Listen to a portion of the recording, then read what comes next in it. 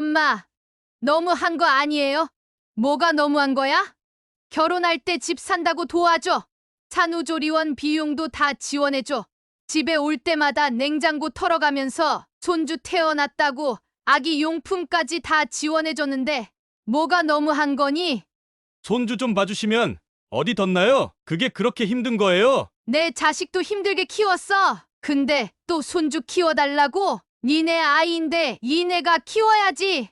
키우지도 않을 거면서 놓기는 왜 낳았어? 엄마, 다른 집에서도 다 봐준단 말이에요. 그럼 니네 처가집에 봐달라고 해. 봐주기 싫다는 사람한테 매달리지 말고. 한 달에 100만 원 드릴게요. 그럼 되잖아요. 100만 원이면 왔다 갔다 차비 들지.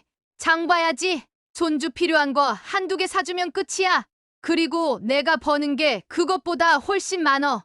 엄마, 그러면 저희 일하는 아주머니 구하기에 한 달에 200만 원만 지원해 주세요. 그걸 왜 내가 주니? 그럼 애를 봐주시던가요. 아무것도 안 해주시면서 손주 보고 싶다고 하시면 안 되죠? 야, 이놈아. 엄마하고 내가 해준 게 얼만데 아무것도 해준 게 없다고 그래. 자돈한테 가서 봐달라고 해. 자돈이 봐주면 반반씩 생각해 볼 테니까. 아버지의 처갓집은 일하신다고요. 그래서 안 된다고 제가 몇 번을 말씀드려요. 니네 엄마도 이래. 그 일 나도 하려고 하고 있고, 그리고 자식을 낳았으면 책임지고 키우려고 해야지. 왜 자꾸 부모한테 기대려고 해? 니네도 성인이야. 성인이면 성인답게 굴어. 이제는 부모고 부모답게 굴어야지. 야, 육아이직하면 한 달에 250만 원 나오는 거 몰라? 요즘은 나라에서 그렇게 지원해줘서 웬만한 회사 다 봤는데. 엄마, 나도 결혼하고 애 낳았을 때 기억나? 나는 공공산후조리원 이용했어. 거기서 2주 있다가 나오자마자 혼자 애 봤어. 당연한 거야. 자식 낳았으면 자식은 자기가 키워야지. 누가 부모를 당연히 부려먹어? 너도 옳게도 정신 차려. 엄마 얘네 이제 집에 오지 말라 그러고 가지도 마. 어디서 엄마 아빠를 협박하고 있어. 네 새끼는 니네가 키워. 엄마, 이제 손주 못 보는 거예요. 손주 보고 싶으시면 매달 200만 원 보내주세요. 한 달에 200만 원 주고 손주 볼 일 없으니 나가라. 그리고 다신 이 집에 오지 마. 엄마, 아버지, 그리고 누나도 정말 너무해요. 우리가 오래 봐달라는 것도 아니고 어린이집 갈 때까지 5달만 더 봐달라는 건데. 그리고 안 그러면 도우미 구하게 200만 원만 지원해달라는데 그게 뭐 그리 어렵다고. 그게 쉽다면 니들이 보면 되잖아. 그리고 니들은 그럼 엄마, 아버지 나이 들면 모실 거야? 생활비 지원해 주거냐고? 그럴 생각 추호도 없잖아. 우리도 이제 60대 초반이야. 100세 시대인데 한 푼이라도 더 모아야 니들한테 부담 안 주고 살지. 병원비에 관리비에 생활비까지 니들한테 손 벌릴 생각 없으니 더 이상 이야기하지 마. 그리고 결혼할 때 3억씩 해줬다. 그거면 우리 할 도리 다 했어. 좋아요. 그럼 엄마, 아버지, 이젠 다시 안 와요. 그런데 그렇게 돌아간 아들과 며느리는 그날 밤도 다음 날도 전화를 계속했지만 순자 씨는 받지 않았습니다. 안녕하세요. 오늘 이야기의 주인공은 경기도 안양에 살고 있는 63세 박순자 씨입니다. 베이비 부머 세대인 순자 씨는 가방끈이 길지는 않지만 성실하게 열심히 살았는데요. 오냐오냐 키운 아들이 결혼 후에도 부모에게만 기대려고 하는 모습이 너무나 화가 나고 안타깝기만 해서 가슴 아픈 결정을 할 수밖에 없었다고 하는데요. 끝까지 함께 해주시고요. 구독과 좋아요, 알림 설정도 부탁드립니다. 순자 씨는 강원도 철원에서 태어나 어렸을 때 부모님을 따라 안양으로 이사와서 자랐습니다. 28살 때 소개로 지금 공무원이었던 남편을 만나 2살 터울 딸과 아들을 낳아 벌써 출가를 시켰습니다. 아이들이 어릴 때는 정말 치열하게 살았습니다. 남편 월급만으로는 빠듯해서 커피숍을 운영하면서 아이들 키우고 집안 살림까지 챙겼습니다. 아들은 좋은 성적을 받아 대학에 진학했고 졸업 후 안정적인 직장도 얻었습니다. 딸도 자립심 강하게 잘 커주었습니다. 아들이 결혼하겠다고 데려온 여자아이도 처음엔 참 괜찮아 보였습니다. 예의도 바르고 싹싹해서 큰 기대를 했지요. 딸 역시 좋은 사람 만나서 행복하게 가정을 꾸렸습니다. 남편은 정년퇴직 후 연금을 받고 있으며 가끔은 남편과 둘이 앉아 우리 참 열심히 살아왔구나 하고 웃기도 했습니다. 이제는 조금 쉬어도 되겠다 싶었어요. 커피숍은 여전히 운영했지만 하루하루를 여유롭게 보내고 있었습니다. 사실 아이들이 결혼할 때도 순자 씨 부부는 최선을 다했습니다. 아들과 딸 모두 각자의 길을 가게 될 때 부부는 고민 끝에 결정을 내렸습니다. 그래도 시작은 든든하게 해줘야 된다는 남편의 이야기에 남편과 머리를 맞대고 모아둔 통장을 꺼냈습니다. 오랜 세월 피땀 흘려 모은 돈이었습니다. 그 돈에는 젊은 시절 포기했던 여행, 참고 아껴낸 외식, 새 옷 하나 제대로 못 산 서러움이 고스란히 담겨 있었습니다. 묵직한 한숨을 내쉬고 나서야 고개를 끄덕였습니다. 순자 씨와 남편은 아들과 딸, 두 아이에게 똑같이 3억 원씩을 지원해 줬습니다. 딸은 인천의 작은 평수 아파트를 분양받았습니다. 자신이 모은 적금과 결혼자금까지 합쳐서 간신히 계약을 했지요. 입주할 때는 벽지도 직접 고르고 청소도 손수하며 짐을 날랐고요.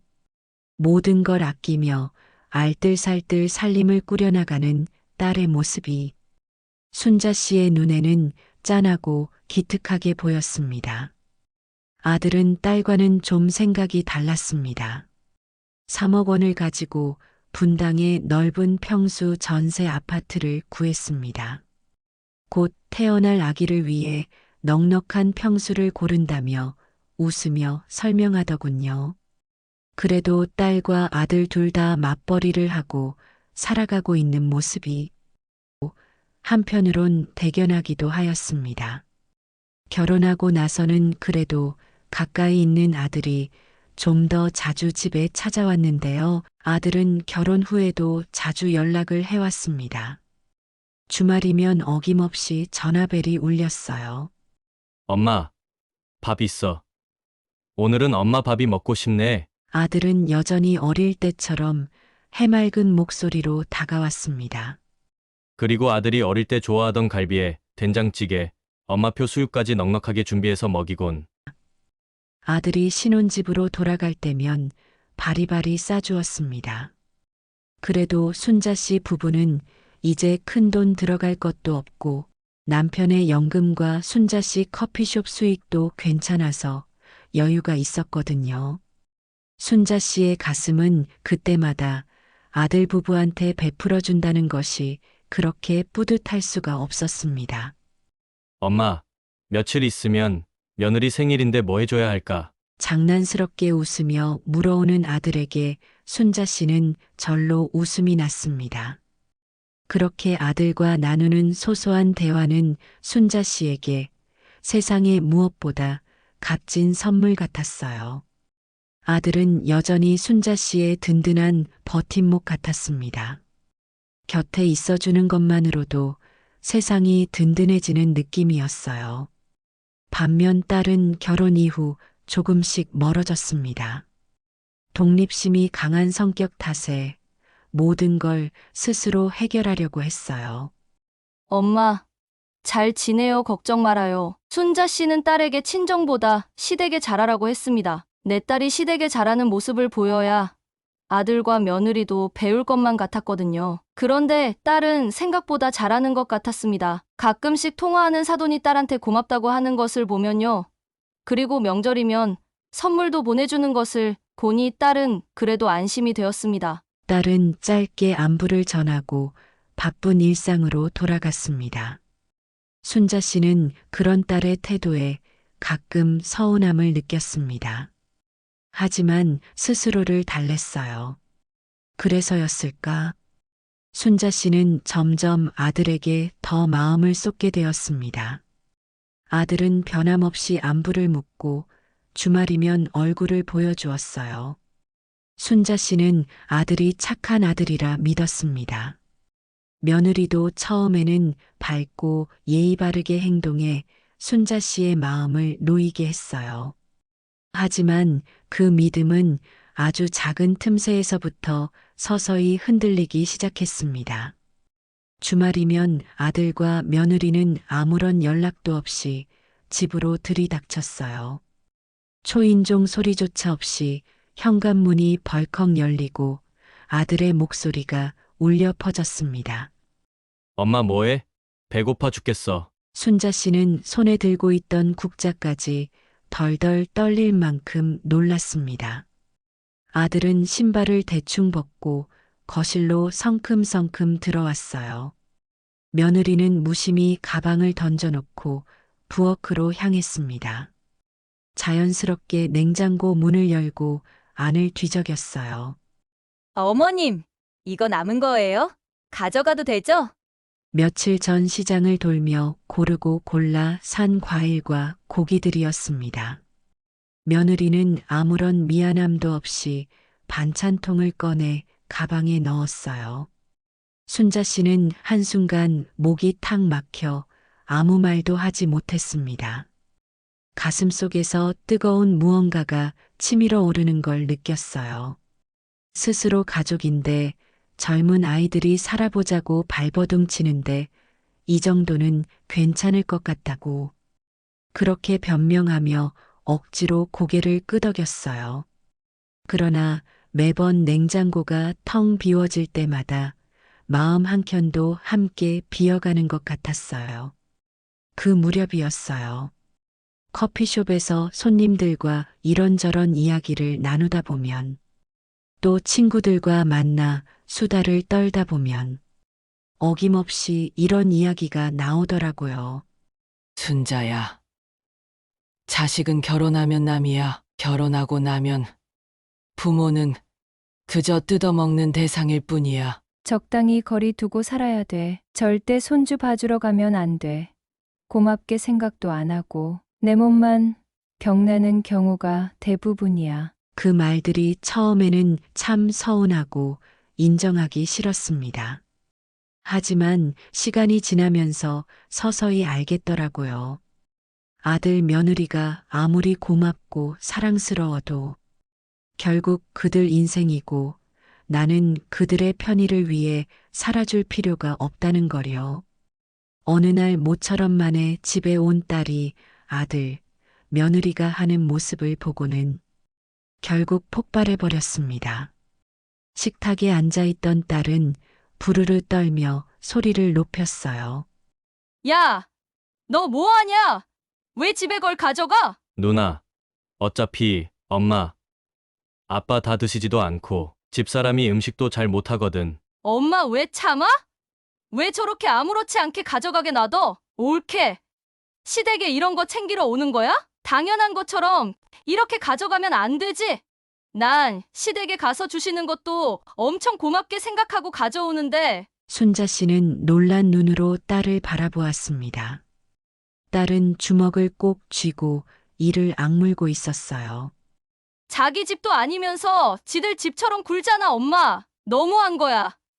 이건 딸의 목소리는 날카롭게 울렸습니다. 그 눈에는 분노와 서러움이 가득 고여 있었어요. 순자 씨는 애써 웃으며 딸을 달래려 했습니다. 가족끼리 뭘 그런 걸로 그러니 오랜만에 왔는데 반갑게 맞아야지. 하지만 그 웃음은 너무나 힘없이 삐걱거리는 웃음이었습니다. 그저 억지로 지은 웃음이었어요. 딸은 입술을 깨물며 자리에서 벌떡 일어났습니다. 순자 씨는 딸이 자신의 속마음을 그대로 알고 이야기해 준 것 같아 한편으로는 고마웠습니다. 딸은 그래도 화를 사귀지는 못하는 것 같았습니다. 아무래도 딸의 기준에서 그리고 순자 씨 기준에서 아들과 며느리의 행동은 도가 넘는 수준이기는 했거든요. 손끝이 부들부들 떨리고 있었어요. 엄마, 이렇게 다 퍼주기만 하니까 무시하는 거야. 딸은 한마디를 더 내뱉고는 거칠게 돌아섰습니다. 씩씩거리던 딸은 그 길로 집을 나갔습니다. 딸을 따라 나간 순자 씨는 딸을 달래면서 뒷모습이 보이지 않을 때까지 그 자리에 얼어붙은 채 서 있었어요. 그날 밤 순자 씨는 부엌 한켠에 앉아 있었습니다. 한쪽에 비워진 밥상만 덩그러니 남아 있었어요. 아들은 그래도 내 편이다는 기대를 잊을 수는 없었습니다. 오늘 딸이 했던 모습을 곰곰이 생각해 보니 맞는 말이기는 했습니다. 그치만 오냐오냐 키운 아들과 며느리의 행동을 고치기는 쉽지 않을 것 같아 한숨만 나왔습니다. 그렇게 스스로를 속이며 다음 주말을 기다렸습니다. 그 믿음이 무너질지도 모른다는 불안함을 애써 외면했어요. 다음 주말 어김없이 아들과 며느리가 집에 들어섰습니다. 순자 씨는 모르는 척 국을 끓이며 고개를 돌렸어요. 어머님, 우리 고기 좀 가져갈게요. 냉장고에 있던 거. 며느리는 환하게 웃으며 말했습니다. 순자 씨는 아무 말도 하지 못하고 고개를 끄덕였어요. 그러나 그날 밤 순자 씨는 또다시 남편과 부엌 한가운데 마주 앉아 있었습니다. 이래도 되는 걸까? 순자 씨는 혼잣말처럼 중얼거렸어요. 남편은 무겁게 고개를 끄덕였습니다. 가족이라도 지킬 건 지켜야 해. 남편의 말에 순자 씨는 처음으로 눈을 질끈 감았습니다. 다음 주부터는 현관 비밀번호를 바꿀까 하는 생각이 머릿속을 스쳤어요. 하지만 여전히 아들 앞에서는 아무 말도 할 수 없었습니다. 단지 허탈한 웃음만 지을 뿐이었어요. 순자 씨는 괜찮을 거라고 그저 그렇게 자기 위로를 반복했습니다. 그러나 그 믿음은 곧 산산이 부서질 운명이었나 봅니다. 아들이 결혼하고 1년 정도가 지난 어느 날 아들이 전화를 걸어왔습니다. 순자 씨는 핸드폰 화면에 아들의 이름이 뜬 것을 보고 반가운 마음에 얼른 전화를 받았어요. 엄마, 우리 드디어 아기 생겼어. 아들의 목소리는 한껏 들떠 있었고 그 목소리를 듣는 순간 세상이 환하게 밝아지는 것 같았습니다. 순자 씨는 가슴이 벅차올라 말문이 막혔어요. 그래? 아이고, 잘 됐다. 정말 잘했어. 그래, 몇 주나 되었니? 애기하고 며느리는 건강하대? 조심해야 해. 한동안은 잘해주고 몸 조심하라고, 각별히 조심하라고 알려줘. 축하한다고 전해주고. 눈가가 벌써 촉촉해지는 걸 느끼며 순자 씨는 진심을 담아 축하를 건넸습니다. 오랜 시간 기다려온 손주 소식에 온몸이 떨리는 것 같았어요. 주말에 집으로 아들, 며느리가 찾아왔습니다. 아들은 잠시 머뭇거리더니 조심스레 말을 이어갔습니다.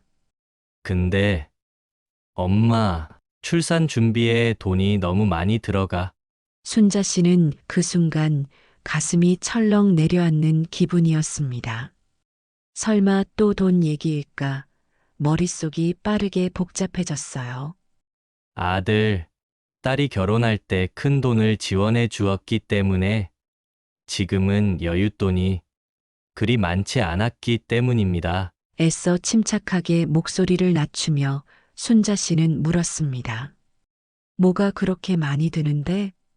아들은 깊은 한숨을 내쉬며 설명을 시작했습니다. 산후조리원 예약해야 하는데 요즘은 다 좋은 데로 가야 된대. 분당에서 제일 유명한 곳으로 알아봤어. 순자 씨는 속으로 놀라면서도 겉으로는 태연한 척 했습니다. 조심스럽게 다시 물었어요. 거긴 비용이 얼마나 해? 일주일에 1,000만 원이야. 2주 예약하려고요. 엄마 도와주실 거죠? 첫 손주인데 그 정도는 해주실 수 있죠? 아들은 아주 아무렇지 않게 대답했습니다. 순자 씨는 순간 숨이 멎을 것 같았어요. 총 2천만 원. 그 돈은 결코 가벼운 액수가 아니었습니다. 순자 씨는 한동안 말을 잇지 못했습니다. 손에 들고 있던 찻잔이 땀으로 미끄러질 정도였어요. 겨우 마음을 다잡은 순자 씨는 부드럽게 말을 꺼냈습니다. 요즘은 정부에서 지원해주는 산후조리원도 있어 무료에 가까운 데도 있고 공공기관이라 깔끔하더라고. 내 친구 며느리도 이용한 적이 있는데 생각보다 아주 좋았다고 하더라고. 그리고 무료라는 것이 얼마나 다행이야. 그 돈 아껴서 나중에 아기한테 쓸 수도 있고 좋지. 잘 생각해 보렴. 순자 씨는 이미 몇 번이나 그런 정보들을 찾아본 상태였습니다. 근처 시청 홈페이지도 뒤지고 친구들에게 조언도 구했던 기억이 났어요. 굳이 무리해서 그렇게 비싼 데로 갈 필요는 없잖니? 순자 씨는 부드럽지만 단호하게 말했습니다. 아들의 반응을 기다리며 귀를 기울였어요. 하지만 아들은 대답 대신 긴 침묵으로 답했습니다. 곧이어 며느리의 목소리가 들려왔어요. 좋은 데 가고 싶어요. 처음이자 마지막일 수도 있으니까요. 어머님, 이번에 좀 도와주시면 안 될까요? 더 이상 부탁 안 드릴게요. 며느리의 그 한마디가 순자 씨의 마음을 찢어 놓았습니다. 처음이자 마지막이라는 말이 가슴에 박혔어요. 더 이상 아기를 가질 생각이 없다는 것이었기 때문입니다. 순자 씨는 애써 미소를 지으며 대답했습니다. 그 마음은 이해해. 그런데 2천만 원은 정말 큰 돈이야. 조심스레 현실을 이야기했지만 아들과 며느리의 표정은 이미 굳어 있었습니다. 설득은 쉽지 않을 것 같았어요. 엄마, 우리도 아끼는 데까지 아껴서 준비하는 거야. 그리고 요즘은 산후조리원에서 관리를 잘해야 된대. 그래야 산모도 아기도 건강하게 시작할 수 있다 그러더라고. 아들은 억울하다는 듯 덧붙였습니다. 순자 씨는 그 말에 답답한 한숨이 절로 나왔어요. 그래도 아기용품은 너희가 준비하고 산후조리원은 다시 생각해보자. 내가 괜찮은 곳 알아보고 얘기할게. 순자 씨는 타협점을 찾으려 했습니다. 손주를 위해서라도 서로 상처를 주지 말자고 다짐했어요. 아들은 알겠다고 대답했지만 목소리에는 서운함이 잔뜩 묻어 있었습니다. 며느리도 아무 말 없이 고개를 끄덕였어요. 아들 부부가 돌아가고 난 후 순자 씨는 깊은 피로감에 소파에 주저앉았습니다. 창밖을 바라보며 한숨을 길게 내쉬었어요. 창밖에서는 가을바람이 스산하게 불고 있었습니다. 바람소리마저 쓸쓸하게 들렸어요. 처음 손주 소식을 들었을 때의 그 벅찬 기쁨은 온데간데 없이 사라지고 무거운 책임감과 불안만이 남아 순자 씨를 짓눌렀습니다. 순자 씨는 그렇게 혼자 생각하며 밤이 깊어가는 것도 모른 채 앉아 있었습니다. 한참을 그렇게 앉아 있다가 순자 씨는 부엌으로 갔어요. 가스레인지 위에는 어제 저녁에 끓여놓은 미역국이 식어가고 있었습니다. 순자 씨는 국자를 들어 국을 한술 떠보았습니다. 텁텁한 맛이 입안에 퍼졌어요. 다음 날 아침 순자 씨는 남편과 마주 앉았습니다. 텅 빈 아침 식탁을 사이에 두고 순자 씨는 어제 있었던 이야기를 털어놓았어요. 남편은 가만히 듣고 있다가 고개를 끄덕였습니다. 애들은 자기들 생각만 하지. 우리 마음은 몰라. 순자 씨는 쓴웃음을 지으며 고개를 끄덕였어요. 그래도 어쩌겠어. 손주인데. 그러면서도 마음 한구석에서는 쓸쓸함이 짙게 번지고 있었습니다. 아무리 가족이어도 이제는 예전 같지 않다는 사실을 조금씩 깨닫기 시작했어요. 자식은 부모한테 기대려고만 하는 세상, 부모한테 무엇인가를 받아가려고 하는 시대로 바뀌었던 것입니다.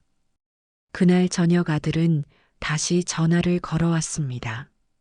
엄마, 산후조리원 예약했어. 그거 아니면 자리 없대. 순자 씨는 한숨을 내쉬며 대답했습니다. 알겠다, 보내줄게. 통화를 마치고 통장에 있던 적금을 깨서 2천만 원을 마련했습니다. 송금 버튼을 누르는 손가락이 떨리고 있었어요. 손주를 위해서야. 수십 번 되뇌며 송금을 마치고 나니 순자 씨의 어깨가 천근만근처럼 무거웠습니다. 그리고 그날 밤 순자 씨는 처음으로 눈을 감고도 깊은 잠에 들지 못했어요. 창밖에서는 여전히 가을비가 조용히 내리고 있었습니다. 그렇게 손주가 세상에 태어났습니다. 처음 손주를 품에 안았을 때 그 따뜻한 체온이 아직도 손끝에 남아있는 것 같습니다. 그 조그만 손가락, 오물오물 꿈틀거리는 발가락. 피부치라는 게 이렇게 가슴을 울리는 거구나 싶었어요. 다시 한번 설렘과 행복이 찾아올 줄 알았습니다. 아들이 섭섭하게 군 일도, 며느리와 있었던 작은 서운함들도, 손주 얼굴 한번 보면 다 녹아버릴 줄 알았어요. 마음속으로 다짐했습니다. 그래, 그래도 피부치인데. 손주 얼굴 보면 서운한 마음도 다 녹겠지. 이 아이에게까지 괘씸한 마음을 전가하고 싶진 않다고요. 정말 그렇게 생각했어요. 손주가 태어나고 며느리는 산후조리원에 2주간 머물렀습니다. 순자 씨가 2천만 원을 지원해줬던 바로 그곳, 서울에서도 손꼽히는 고급 조리원이었죠. 이왕 지원해줄 거면 좋은데 해주자. 아들 며느리 고생한 거 보상이라도 해주자. 그렇게 생각했으니까요. 조리원 퇴원하는 날 아들이 순자 씨에게 전화를 했습니다. 엄마, 며느리하고 아기 좀 데리고 집에 와주세요. 아기랑 며느리랑 둘만 집에 있으면 불안하잖아요. 엄마가 며칠만 좀 봐주실 안 될까요? 한참을 주저했지만 결국 순자 씨는 또 마음이 약해져 버렸습니다. 처음이라 얼마나 힘들까. 내가 조금만 도와주면 되겠지. 며칠이면 괜찮아질 거야. 그렇게 스스로를 달래며 아들과 며느리의 집으로 발걸음을 옮겼어요. 처음 며칠은 정말 정신이 하나도 없었습니다. 손주는 1시간 간격으로 울고 며느리는 몸이 성치 않아 누워있기 일쑤고 아들은 회사 일이 바쁘다며 거의 신경을 쓰지 않았어요. 그야말로 정신없이 바쁘게 하루하루를 보냈습니다. 그래서 어느 날 며느리에게 조심스럽게 물었습니다. 애미야, 너희 친정엄마는 어떠시니? 혹시 오실 수 있으면 하루라도 교대에서 좀 도와주시면. 그랬더니 며느리가 고개를 푹 숙이며 말하더군요. 어머님, 엄마는 조리원에 하루 왔다가 그냥 가셨어요. 엄마가 그러셨어요.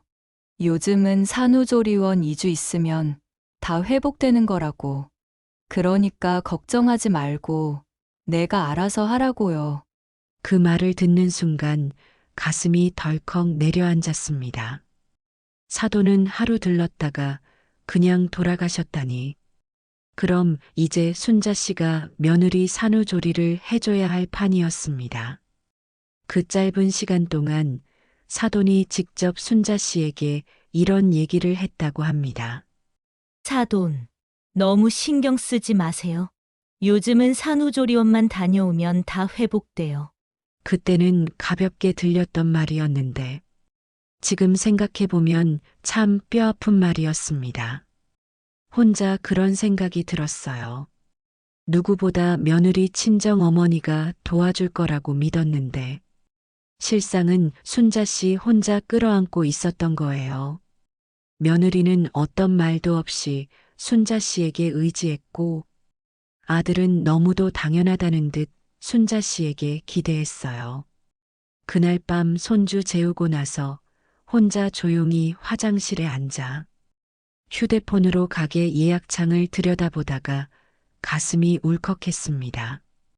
다음 날 며느리 앞에서 순자 씨는 깊게 숨을 들이쉬었습니다. 가슴속이 답답해서 마치 오래 참아왔던 숨을 한꺼번에 토해내는 것 같았어요. 떨리는 목소리로 조심스럽게 말을 꺼냈습니다. 애미야, 이제 나는 가게도 가봐야 하고 너희 둘이 힘을 합쳐서 아기를 봐야지. 이렇게 계속은 못 도와줘. 며느리는 고개를 끄덕이긴 했습니다. 하지만 그 표정이 다 말해주고 있었어요. 고맙다거나 미안하다는 기색은 털끝만큼도 없었고 오히려 서운하고 얄밉다는 감정이 눈빛에 고스란히 묻어났습니다. 할머니는 그걸 똑똑히 봤습니다. 오히려 서운한 건 순자 씨인데도 말이죠. 그날 이후로 아들과 며느리는 전과는 확실히 달라졌습니다. 전화도 뜸해졌고 오던 카톡 메시지도 점점 사라졌고 찾아오는 일도 거의 없어졌습니다. 멀어지고 있다는 게 몸으로, 마음으로 느껴졌어요. 외로움이 밀려왔지만 그보다 더 무서웠던 건 내가 이 상황을 계속 끌어안고 있었다면 어땠을까 하는 생각이었습니다. 그렇게 시간이 흘러 한 달이 지나갔습니다. 마음속으로 몇 번이고 다짐했어요. 그날 밤 아들과 며느리와 함께 저녁 식탁에 앉았습니다. 애써 평온한 척 웃으며 조심스럽게 말을 꺼냈습니다. 나 내일부터 가게 나가야겠다. 가게 못 나가본 지도 오래되었고, 니네 아버지가 나가고는 있지만, 그래도 마음이 놓이지 않아.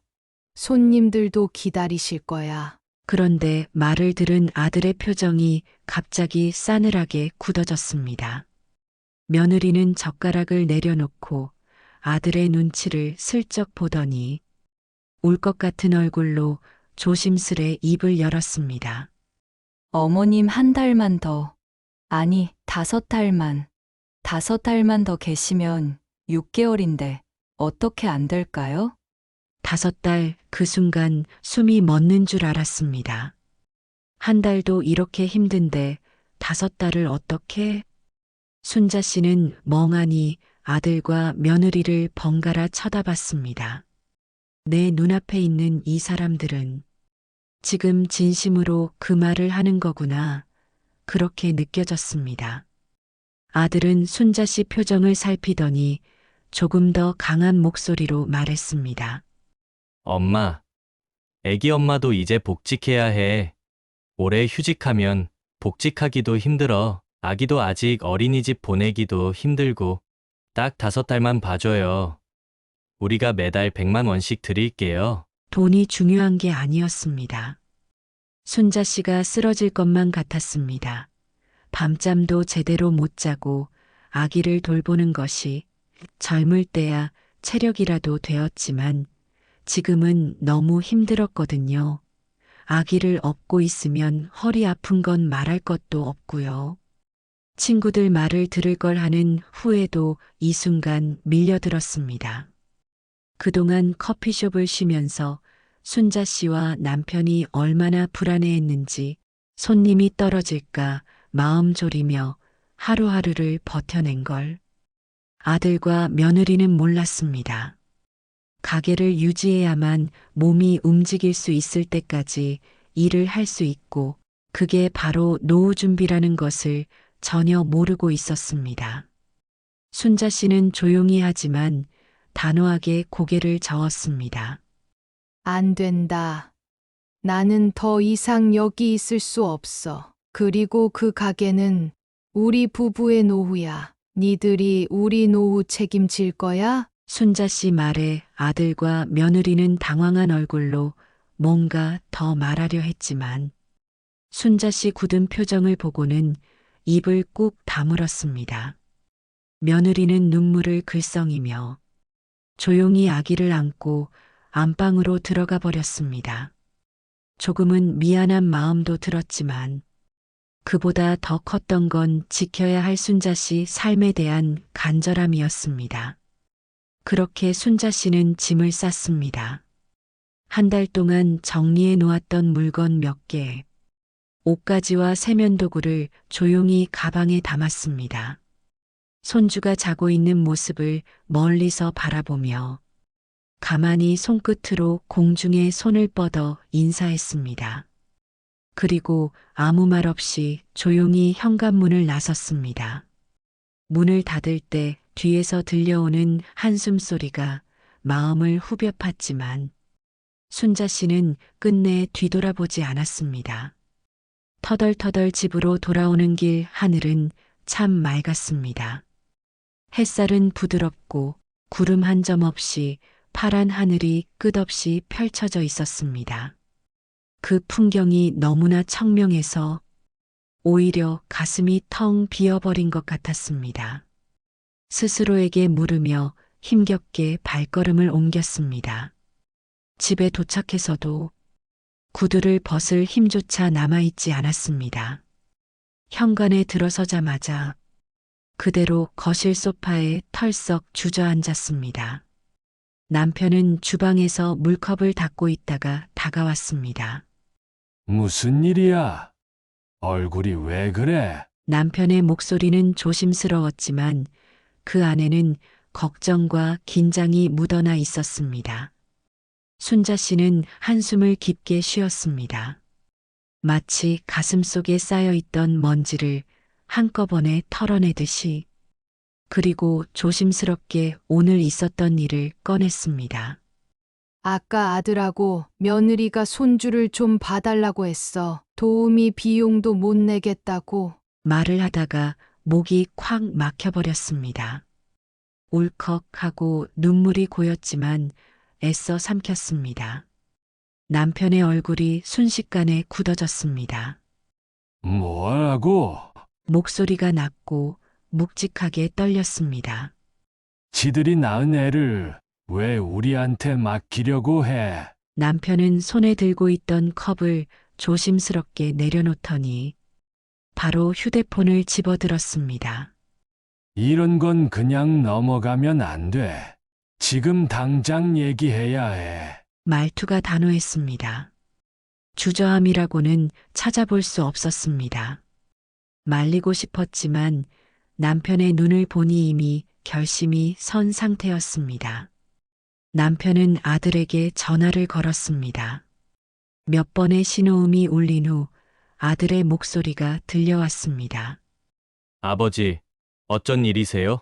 남편은 망설임 없이 말을 쏟아냈습니다. 너 뭐 하는 거냐? 어떻게 부모한테 또 손을 벌리냐? 아들은 변명하듯 서둘러 말을 붙였습니다. 아버지, 그게 아니라 사정이 좀 어려워서. 애가 아직 어려서. 남편은 아들의 말을 단칼에 끊었습니다. 그러니까 니네가 책임져야지. 애 낳았으면 니들이 키워야지.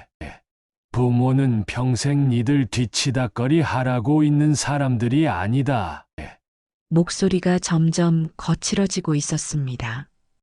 분노가 꾹꾹 눌러져 있는 게 느껴졌습니다. 너희 인생은 너희가 알아서 살아라.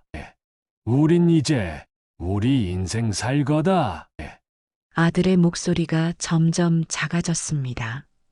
아버지, 죄송해요.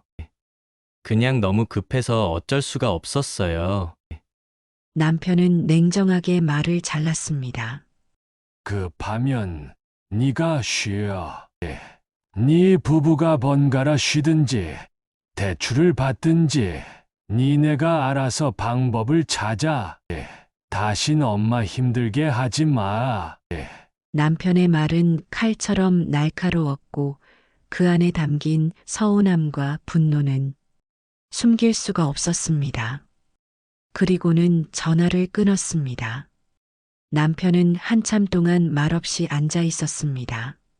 서로 한마디 말없이 그저 무겁게, 깊게 감정의 웅덩이 속에 빠져 있었습니다.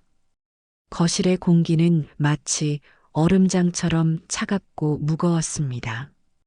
그러다 남편이 긴 한숨을 내쉬며 천천히 말을 꺼냈습니다. 절대 애들 얘기 들어주면 안 돼. 요즘 자식들은 우리하고 달라. 부모한테 바라기만 하거든. 그냥 모른 척 하자고. 목소리는 낮았지만 그 안에 꾹꾹 눌러 담은 서러움과 분노가 가득했습니다. 집에 돌아온 뒤로 남편과 둘이 조용한 일상을 다시 시작했습니다. 가게 문을 다시 열고 하루하루 바쁘게 살아가면서 마음속에 쌓였던 허전함도 조금씩 사그라들어갔어요. 남편이 외출한 어느 날 오후 카페 문이 조용히 열렸습니다. 벨소리에 고개를 들자 익숙한 얼굴이 문을 밀고 들어오는 것이 보였습니다. 아들이었습니다. 순간 손에 들고 있던 장걸레가 힘없이 떨어질 뻔했습니다. 아들은 주위를 힐끔거리며 살폈습니다. 남편이 없다는 걸 확인하자 조심스레 다가왔습니다. 엄마, 목소리는 낮고 조심스러웠습니다. 잠깐 얘기 좀 할 수 있어? 순자 씨는 한숨을 깊이 쉬고 카페 한쪽 창가 자리를 가리켰습니다. 아들은 고개를 숙인 채 자리에 앉았습니다.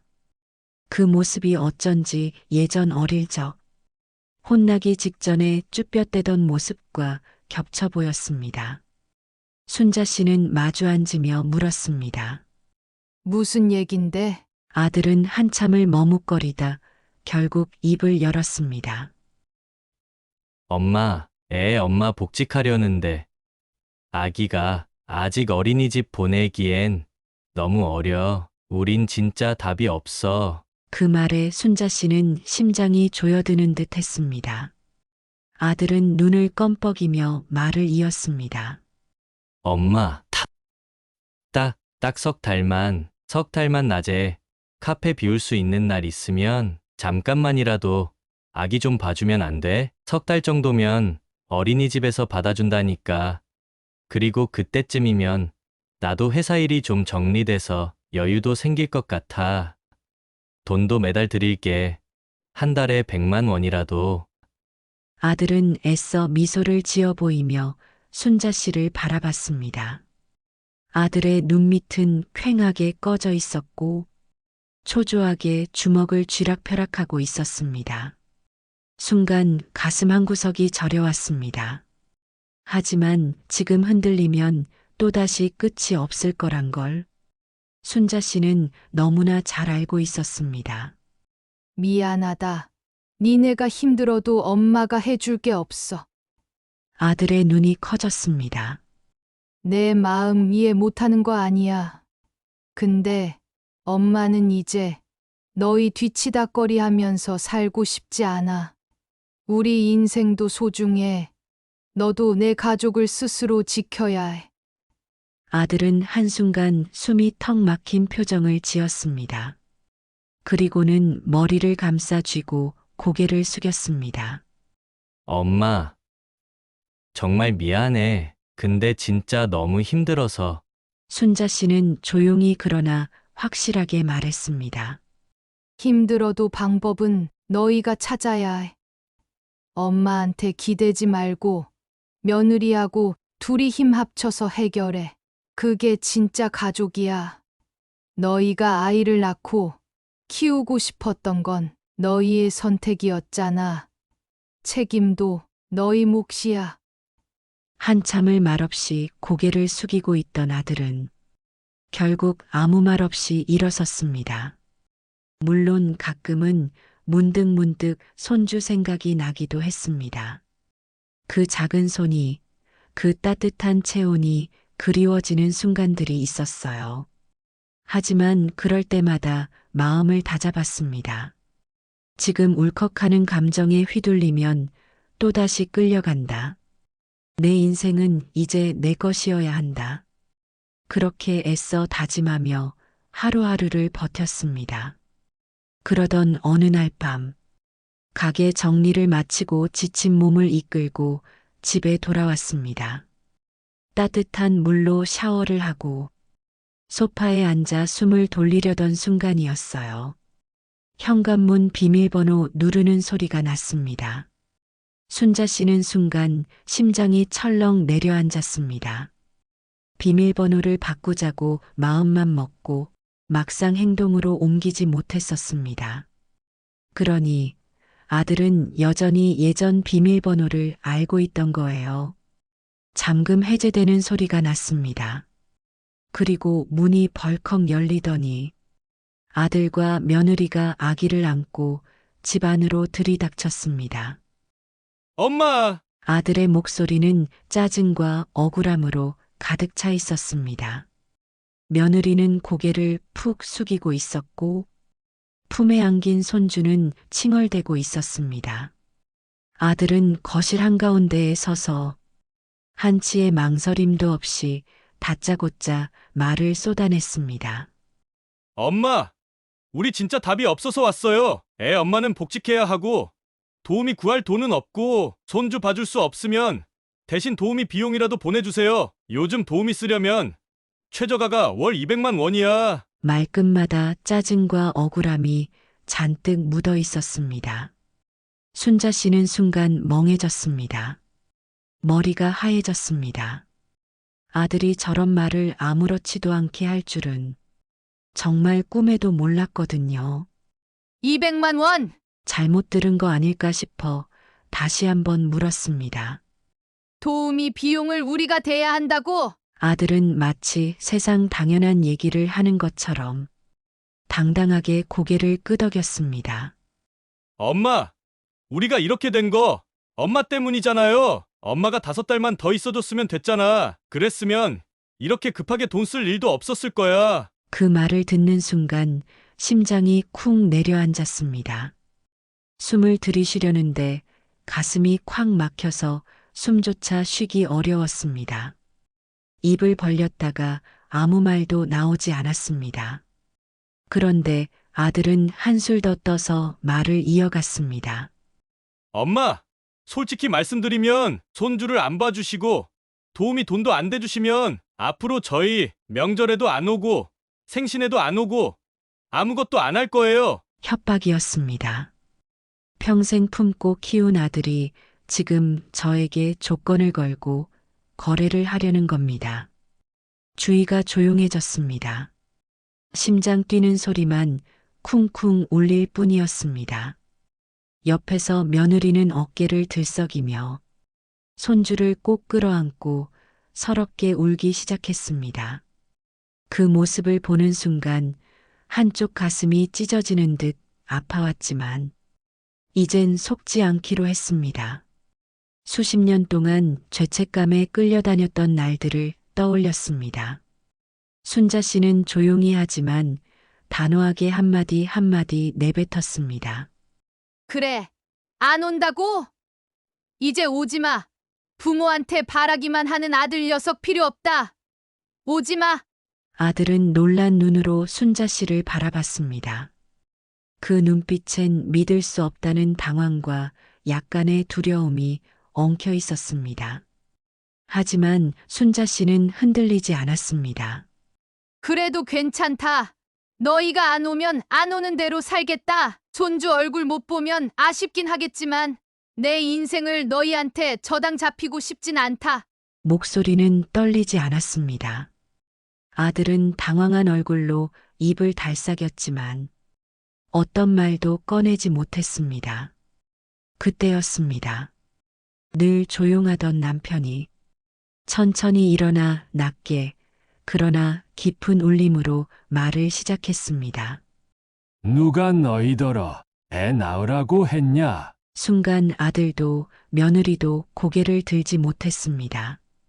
왜 니네 애 키우는데 우리 인생까지 팔아야 돼? 부모가 해줄 수 있으면 해주는 거고 못 해주면 니들이 알아서 해야지. 어디서 조건을 걸어? 남편의 목소리는 점점 높아졌습니다. 부모가 당연히 해줘야 한다고 생각하는 그 버릇 오늘 이 자리에서 고쳐. 남편의 눈은 벌겋게 충혈돼 있었습니다. 아들은 움찔했지만 금세 입을 꾹 다물었습니다. 바로 그때였습니다. 현관문이 열리고 딸이 들어왔습니다. 뭐야? 무슨 일인데 소란이야? 딸은 상황을 대충 눈치채더니 고개를 끄덕이며 아들에게 다가섰습니다. 그리고 단호한 목소리로 말했습니다. 야, 육아이직하면 한 달에 250만 원 나오는 거 몰라? 요즘은 나라에서 그렇게 지원해줘서 웬만한 회사 다 봤는데. 아들은 말문이 막혔는지 아무 대답도 못했습니다. 딸은 고개를 돌려 순자 씨를 바라봤습니다. 엄마, 나도 결혼하고 애 낳았을 때 기억나? 나는 공공산후조리원 이용했어. 거기서 2주 있다가 나오자마자 혼자 애 봤어. 당연한 거야. 자식 낳았으면 자식은 자기가 키워야지. 누가 부모를 당연히 부려먹어? 너도 옳게도 정신 차려. 엄마 얘네 이제 집에 오지 말라 그러고 가지도 마. 어디서 엄마 아빠를 협박하고 있어. 네 새끼는 니네가 키워. 딸의 말에 아들과 며느리는 고개를 숙였습니다. 딸은 숨을 고르고 다시 차갑게 말했습니다. 너도 옳게도 그 정도는 해야 부모가 되는 거야. 진짜 부모라면 엄마 아빠 힘들게 해서는 안 돼. 순간 거실은 숨소리조차 들리지 않을 만큼 조용해졌습니다. 아들과 며느리는 한동안 아무 말도 하지 못하다가 고개를 푹 숙이고 조용히 집을 나섰습니다. 순자 씨는 현관 비밀번호를 바꿔버렸습니다. 그 사이에 아들과 며느리가 몇 번 찾아왔지만 비밀번호가 바뀌어 있어 집 안으로 들어올 수는 없었습니다. 그렇게 몇 달이 지났습니다. 아들, 며느리, 손자를 외면하고 나니 처음엔 정말 마음이 허전하고 아팠습니다. 하루에도 몇 번씩 손주의 작은 손이 눈앞에 아른거렸습니다. 작고 따뜻했던 체온, 울먹이는 얼굴, 손끝에 전해졌던 미세한 숨결까지 가슴속 깊은 곳에서 자꾸만 되살아났습니다. 문득문득 아들의 어릴 적 모습이 겹쳐 보일 때면 마음이 짠했습니다. 모질게 대한 게 아닌가 하고 하루에도 수십 번, 수백 번 스스로를 원망했다가 다시 마음을 다잡기를 반복했습니다. 커피숍 문을 열고 하루 종일 손님을 맞으며 바쁘게 몸을 움직이다 보면 그 허전함도 조금씩 무뎌졌습니다. 서서히 조금씩 남편도 말했습니다.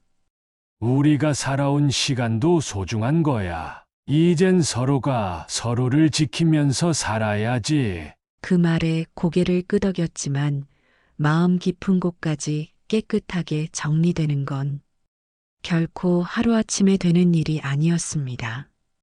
그렇게 또 며칠이 흘렀습니다. 늦은 오후 커피숍 문을 닫으려고 정리하고 있는데 전화 한 통이 걸려왔습니다. 휴대폰 화면에 떠 있는 이름 아들. 순간 가슴이 쿵 내려앉았습니다. 손이 떨릴 정도로 긴장되었습니다. 받을까 말까 망설이는데 손가락이 저절로 움직였습니다. 수화기 너머로 들려오는 아들의 목소리는 예전과는 다르게 작고 떨려 있었습니다. 엄마 미안해. 그땐 정말 정신이 없었어. 우리가 너무 몰랐어. 수화기 너머에서는 잠시 침묵이 흐르더니 다시 조심스럽게 이어졌습니다. 엄마, 괜찮으면 주말에 애기 데리고 인사드리러 갈게요. 가서 얘기 좀 하고 싶어요. 그래. 주말에 와라. 돈 얘기하려면 손주 봐달라고 할 거면 오지 말고. 짧게 대답하고 전화를 끊었습니다. 주말이 되자 아들과 며느리가 손주를 데리고 찾아왔습니다. 이번에는 예전처럼 비밀번호 누르고 들어올 수가 없었습니다. 약속한 시간보다 오히려 10분 일찍 도착해 현관 초인종을 조심스레 눌렀습니다. 현관문을 열자 아들이 작은 목소리로 인사했습니다. 엄마, 아버지, 안녕하세요. 며느리도 고개를 깊이 숙이며 따라 인사했습니다. 그리고 조심조심 손주를 품에 안고 다가왔습니다. 오랜만에 보는 손주 곤히 잠든 아이를 보니 가슴이 저릿하게 아려왔습니다. 건강하게 잘 컸네. 무심코 나온 순자 씨 목소리에 아들과 며느리 모두 울컥하는 표정을 감추지 못했습니다. 손주를 바라보다가 문득 이 작은 생명에게는 아무런 죄가 없다는 생각이 들었습니다. 거실에 앉아 한참을 조심조심 말을 이어나갔습니다. 아들은 깊이 고개를 숙이며 한참을 망설이다가 입을 열었습니다. 엄마, 그때는 정말 죄송했어요. 우리가 너무 이기적이었어요. 엄마, 아버지 인생을 생각하지도 않고 앞으로는 저희가 알아서 할게요. 다신 엄마한테 부담드리지 않을게요. 누나한테도 미안하고요. 누나가 몇 번이나 전화했더라고요. 아들의 얼굴이 점점 붉어졌습니다. 두 손을 무릎 위에 꼭 쥔 채 작게 떨고 있었습니다. 그 모습을 보니 한편으론 안쓰럽기도 했지만 마음 한구석에서는 여전히 경계심이 사라지지 않았습니다. 순자 씨는 조용히 그러나 확실하게 말했습니다. 그래. 우리 이제 서로 기대지 말자. 서운해하지 말고, 기대하지도 말고, 그저 서로의 인생을 존중하자. 그래야 가끔 얼굴 보는 것도 즐거울 수 있어. 아들은 고개를 끄덕였고 며느리도 조용히 눈물을 닦았습니다. 손주가 잠에서 깨어 작은 소리를 내며 몸을 뒤척였습니다. 순자 씨는 망설이다가 살며시 손을 뻗어 손주의 작은 손등을 살짝 어루만졌습니다. 따뜻한 온기가 손끝으로 전해졌습니다. 아들과 며느리는 오래 잊지 않았습니다. 1시간 정도 조심스럽게 대화를 나눈 뒤 손주를 안고 돌아갔습니다. 현관문 앞에서 아들은 다시 한번 깊게 고개를 숙이며 말했습니다. 엄마, 아버지 용서해 주시고 다시 받아주셔서 정말 감사합니다. 짧은 인사였지만 그 안에 담긴 진심이 느껴졌습니다. 돌아서는 모습을 바라보며 예전처럼 가슴이 미어지거나 눈물이 나지는 않았습니다. 적당한 거리, 적당한 기대, 그 안에서 서로를 지키는 것이 진짜 가족이라는 걸 이제야 조금 알 것 같았습니다. 나이 들수록 알게 되는 게 있습니다. 가족이라고 해서 서로의 삶을 모두 책임질 수는 없다는 것. 아무리 사랑하는 자식이라 해도 내 삶을 내어주면서까지 끌어안을 필요는 없다는 것. 순자 씨는 이제 자신을 위해 살기로 했습니다. 자식은 자식의 인생을 살고 나는 나의 인생을 살고 서로 기대지 않고 서로 미워하지 않고 적당한 거리를 두고 서로의 행복을 응원하는 것. 그게 진짜 어른이 된 가족의 모습이 아닐까 싶습니다. 손주를 품에 안아보는 순간 참 많은 감정이 밀려왔습니다. 하지만 그 아이도 언젠가는 스스로 일어나고 걷고 살아가야 합니다. 부모가 모든 걸 대신해 줄 수는 없습니다. 어쩌면 진짜 사랑은 그 성장을 묵묵히 지켜봐 주는 것일지도 모릅니다. 이제 순자 씨는 남편과 둘이서 조용하지만 즐겁게 하루하루를 살아가려고 합니다. 늦게 배운 인생 공부였지만 그래도 늦지 않게 깨달아서 다행입니다. 오늘 이야기를 들어주신 모든 분들께 진심으로 감사드립니다. 혹시 여러분도 누군가의 기대에 죄책감에 자신을 잃어가고 있다면 조심스럽게 말씀드리고 싶습니다. 여러분의 삶은 여러분만의 것입니다. 이야기는 여기까지입니다. 여러분들이 주인공이었면 어떤 결정을 내리셨을까요? 여러분의 생각을 댓글로 남겨주세요. 구독, 좋아요, 알림 설정도 부탁드립니다. 감사합니다.